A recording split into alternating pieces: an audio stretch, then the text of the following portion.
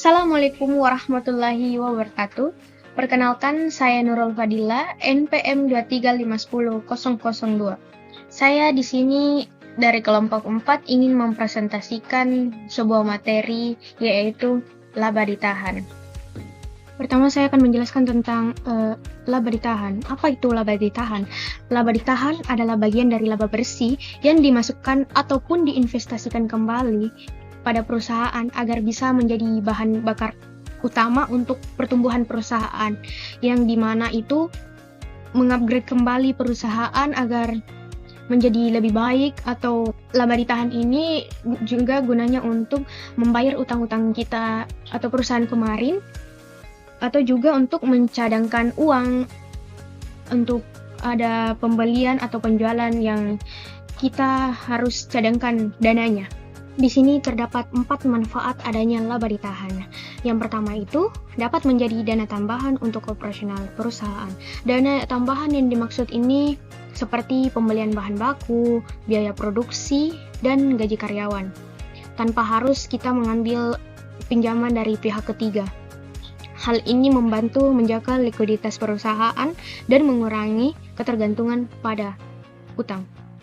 Kedua, dapat dipakai untuk pembayaran utang. Laba ditahan juga bisa digunakan untuk melunasi kewajiban utang perusahaan. Dengan begitu, perusahaan dapat mengurangi beban bunga, beban utang, sehingga memperkuat posisi keuangannya. Cara ini juga memberikan fleksibilitas lebih bagi perusahaan dalam mengelola keuangannya di masa yang akan datang. 3. Dapat menjadi cadangan dana perusahaan. Sebagai cadangan dana darurat ini digunakan saat perusahaan itu menghadapi situasi tak terduga, seperti penurunan pendapatan atau kenaikan biaya operasional secara mendadak. Dana ini juga berperan penting sebagai bantalan keuangan perusahaan untuk menjaga stabilitas perusahaan saat kondisi ekonomi perusahaan itu kurang stabil atau tidak membantu. Dan keempat, dapat meningkatkan nilai perusahaan. Ya, laba ditahan juga dapat meningkatkan nilai perusahaan karena meningkatkan profitabilitas dan arus kas perusahaan yang pada akhirnya dapat meningkatkan nilai perusahaan. Saya Ersa Wahyuni, NPM 235100039 akan melanjutkan pembahasan berikutnya, yakni penggunaan laba ditahan, di mana laba ditahan bisa digunakan untuk membiayai proyek baru, mengembangkan bisnis, mengurangi utang, serta menjaga stabilitas keuangan perusahaan. Di slide berikutnya, adapun jenis laba ditahan. Laba ditahan positif, di mana menunjukkan bahwa perusahaan berhasil menghasilkan keuntungan yang cukup besar setelah memenuhi kewajiban dividen. Sejenisnya itu berupa laba ditahan tidak terbagi, laba ditahan akumulasi, laba ditahan tidak terbatas, dan laba ditahan operasional. Kemudian yang kedua, laba ditahan negatif, di mana terjadi jika perusahaan mengalami kerugian atau membayar dividen lebih besar daripada laba bersih. Contohnya itu laba ditahan terbatas, laba ditahan yang direservasi, serta kerugian ditahan, dan juga laba ditahan yang dibatasi. Sekian pembahasan dari saya lanjutkan pada partner saya berikutnya. Terima kasih. Perkenalkan, nama saya Nur Azizah Nur dari kelompok 4 akan mempresentasikan tentang jenis-jenis dividen dan kebijakan dividen. Baiklah, saya akan memulai dari jenis-jenis dividen. Jenis-jenis dividen ini ada 5, yaitu yang pertama adalah dividen dalam bentuk kas. Dividen dalam bentuk kas artinya dividen yang dibayarkan kepada pemegang saham dalam bentuk uang kas. Yang kedua ada dividen aktiva selain kas, yaitu dividen yang dibayarkan dalam bentuk aset selain uang tunai, seperti barang, properti, dan lainnya. Yang ketiga ada dividen utang. Dividen utang yang diberikan dalam bentuk janji perusahaan untuk membayar di masa depan melalui surat utang. Dan yang keempat adalah dividen likuidasi. Dividen yang dibayarkan dari pengembalian modal, bukan dari keuntungan. Biasanya terjadi saat perusahaan dalam proses likuidasi atau penghentian operasional.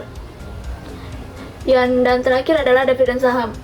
Dividen yang dibayarkan dalam bentuk saham tambahan, bukan uang tunai. Baiklah, itu adalah jenis-jenis dividen. Dan yang bisa kita tarik dari sini adalah kesimpulannya, kas itu dibayar langsung dalam bentuk uang, sedangkan aktiva selain kas dibayar dalam bentuk aset non-kas, utang dibayar dengan janji pembayaran di masa depan, Likuidasi dibayar saat perusahaan tutup dari sisa aset, dan saham dibayar dengan menambah jumlah saham pemegang saham. Baiklah, kemudian saya akan menjelaskan dari kebijakan dividen, yaitu ada dua jenis kebijakan dividen. Yang pertama perusahaan non-public, dan yang kedua perusahaan go-public. Saya akan menjelaskan dari perusahaan non-public. Perusahaan non-public adalah perusahaan yang tidak menjual sahamnya di pasar modal atau bursa efek. Kebijakan dividen mereka biasanya lebih fleksibel dan tergantung pada keputusan pemilik atau seluruh kelompok kecil pemegang saham utama.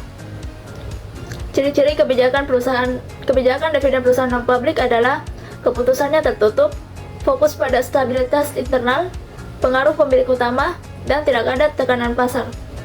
Dan yang kedua adalah